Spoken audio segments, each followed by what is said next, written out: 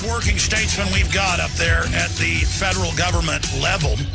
And, of course, Congressman Ron Paul is one of the few statesmen we've got. And we've only got him for 15 minutes, so let's get right into it. Congressman, what do you make of the Super Congress and the fact that Congress was not able to even be involved in the Libya operation? Well, of course, to me, it's an outrage. First, the Super Congress is some newfangled invention by the people who couldn't solve the problems up there and weren't willing to cut anything, so they're just going to pick 12 people who are supposed to, pick out the things to really cut. So I have no confidence that they'll achieve anything, and even if they did, it'd be risky, because why should we turn the whole Congress over to 12 individuals to make these decisions? So I don't anticipate that they're going to come up with a solution. If they did, they'll probably be raising taxes, and they probably won't cut any money away from some of this militarism going on there. They haven't even been brave enough to cut the money from Libya, so I don't expect a whole lot to happen from that Super Congress. Congressman, is there any recourse with Obama telling Congress, I don't need your authority to go to war in Libya, I have the UN giving me the authority, and I, quote, do this for their credibility? I mean, are we just going to, I guess, sit here collectively? I mean, I know you've been fighting it, and just allow the power of the purse and the power of war to more and more move to the executive? Yeah, I'm afraid that people aren't going to demand it, and the Congress won't respond, and there's a few of us, that file suit, and we try to fight it and vote against the funding, but we never get the majority. But, it's not like it's brand new. I know this is an outrage, but, it's pretty much what's been going on since Truman. Truman actually, did that on Korea, and, of course, we still are spending money on Korea. At times, a president would come and get token approval. They never get a declaration of war. It's just a token approval to do what I want. If I want to fight a war, I can, and Congress is expected to finance it. So we've given up a lot over the last 100 years, and I think the responsibility of the Congress to be the final decision maker on going to war, that's been long gone lost, but that's one of the things we've all been fighting for, is try to restore that principle to our country. Recently, shifting into monetary issues, you had Bernanke on the hot seat, and you said, is gold money? And he said, no, it's not. Their counterfeit Federal Reserve notes are. Now we've seen 2 weeks ago on Meet the Press, the former head of the Federal Reserve, Greenspan, I'm sure you saw it, say, hey, we're not going to default, we'll just print money. But isn't that a form of default? That's that inflation tax you've been talking about, and another way of cheating people that have bought the treasuries. I mean, it's looking more and more like Hitler in his bunker to watch the Federal Reserve giggling about what they're doing. Yeah, once a country gets this indebted, they never pay their bills. They can't work their way out. Theoretically, we could, if we did all the things necessary, but in reality, countries don't. And especially if you end up over 40% of the money you need to operate, if you have to borrow it, it's at a point almost of no return. So they have to liquidate the debt. First, they won't admit we're in bankruptcy because they've been able to pawn it off on the American taxpayers by raising taxes and inflating the currency and borrowing around the world. But we literally are bankrupt. So the debt has to be liquidated, and it is true, we won't default on the debt in the sense that they won't pay off the holders of bonds. They'll always be paid off, just like the holders of the obligations for Social Security will always send a check. But what they don't have control on is the value of that money they send. Matter of fact, it is a deliberate policy of the Fed, and Bernanke has essentially admitted this, that the only way we can get out of this is inflation. Some of the liberal economists are saying what this economy really needs is an inflation rate of about 6%, and so they're actually encouraging the inflation in order for the real debt to go down. Obviously, if your dollar loses 50% in purchasing power, your real debt goes down 50%. So 50% inflation, which they're liable to get, the real debt goes from 14 down to 7. But the real problem is everybody doesn't suffer equally. Some people suffer more. Some people actually benefit, and the middle class generally gets wiped out. And if they want to aim for 5, 10, or 15, or 30% inflation, they don't have control of it, it may turn into 100% inflation, and it'll get out of control, and that's what I think is our greatest danger right now.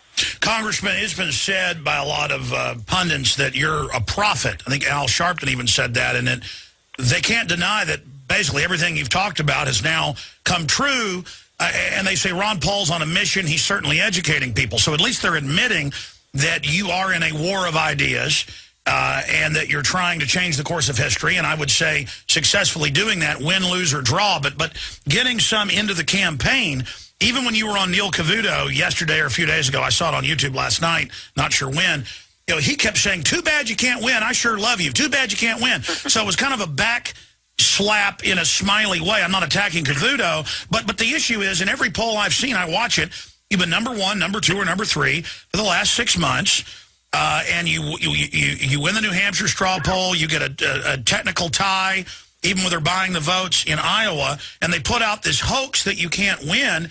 But then, meanwhile, and this is what I want you to speak to, you've got Romney, who's the Obamacare author, his model.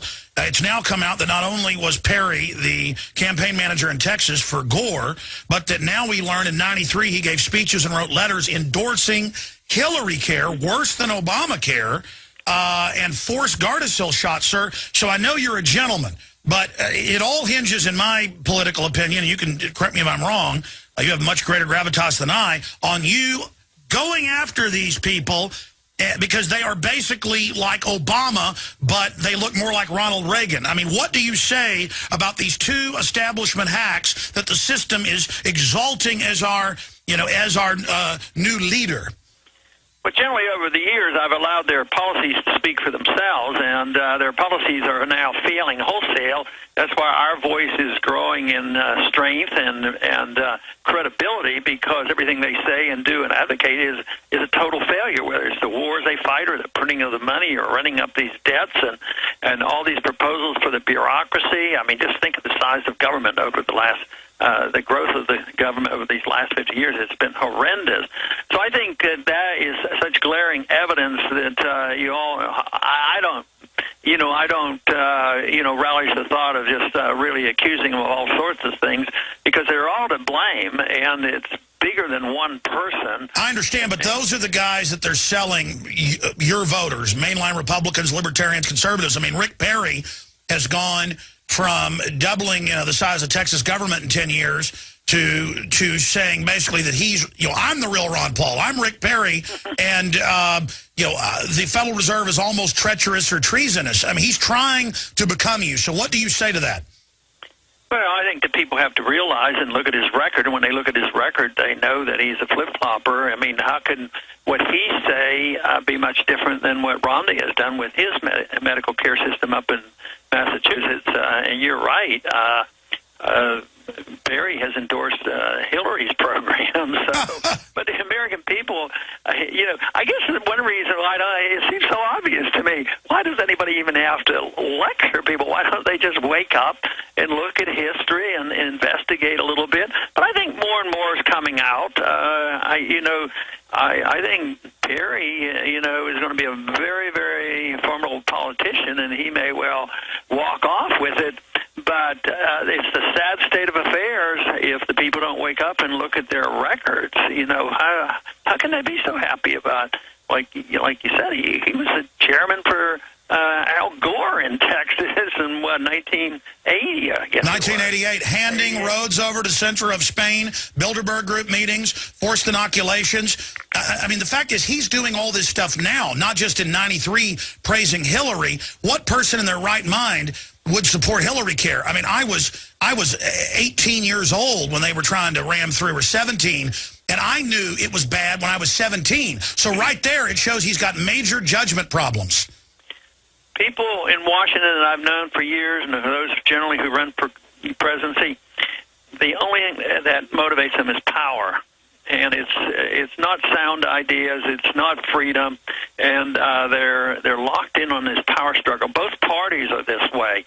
The parties pretend they're different, and they have different rhetoric, but regardless of which which party's in control, they end up doing the same thing. So it's only the power and the ability to provide special benefits to those special interests that put them in the power. Yes, sir. The reason why things are so different today is we're bankrupt, and that's why this is all going to come to an end. So the big question is who's going to pick up the pieces now, and who's going to lead the charge away from the drift where we have gone to, in the last really 100 years, whether it's foreign policy or monetary policy, IRS, and the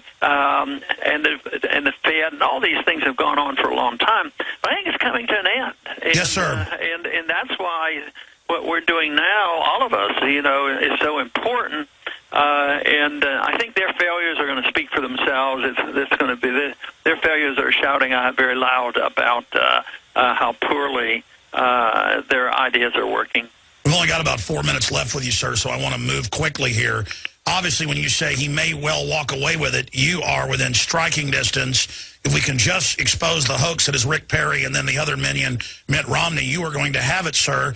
And it's perfect timing. You're the man of the hour. God has literally, given you to us that you've been right all these years, never compromised. Right as America's collapsing, here you are with the constitutional, tried and true, common sense solutions. But if you do lose, you still win by educating people.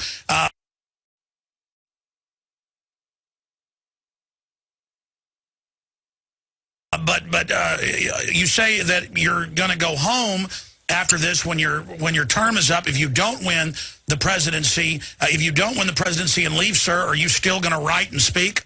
Oh, I wouldn't know what to do if I didn't do that. I've always thought that I've always done the same thing, whether I'm in office or out of office or whatever, and the goals have always been the same. The elected position has generally been secondary. But the one thing is if you're in the business of trying to change the course of a country, you can do a much better job if you're in office. And obviously, as president, I can do a much better job than if I'm just looking for a format and wondering where I'll go next. So, no, it's more or less out of my hands. I just do what I have to do, and we'll see how things come out. So we'll still be able to have you pop in from time to time, even if you do retire. I'm going to be around. You are awesome, sir. Final questions here, because this is why I know you're so real, not just that you don't compromise, and not just your perfect constitutional voting record. I hope everybody gets behind you. Campaign for Liberty as well, with all the other great candidates. Donate at ronpaul2012.com. Knock on doors. Get involved in your party precincts. Become a delegate.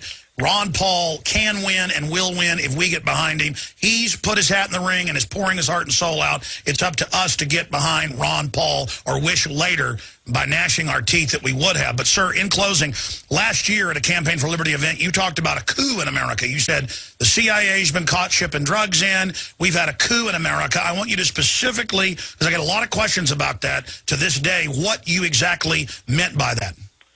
Well, what I imagine, if you pin me down, the literal sense of what a coup generally is, probably not quite that, but for the CIA to really be running the show, I was referring to the CIA at the time, because it's so secretive. It's somewhat like the secrets of the Federal Reserve in finances. It's so hard to find out what's going on.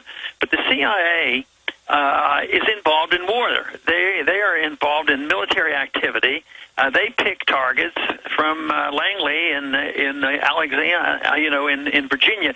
They can shoot missiles to any spot in the world, generally killing a lot of people they shouldn't be killing and missing the ones they're trying to target. So therefore, it's totally secret. This is even out of the realm of what Obama does when he says, well, I'm going in and I'm just going to be with NATO and I'm going to start bombing Libya. I think this is very serious. And now we have the DOD person, Petraeus, going over to the CIA, and then the CIA head going over to the military. It's such a mixed deal that we don't know exactly what's happening, but I know the CIA has been involved in so many elections around the world. They pick and choose dictators. I'm sure they're in, I don't think there's any doubt they're very much involved in these revolutions going on in the Mediterranean. Iranian, and we're just out trying to pick dictators. So I just don't like all this secrecy and government out of the control of the people who are responsible. Well, Congressman, we've got to let you go. I want to ask you one last question and just remind folks to get behind RonPaul2012.com.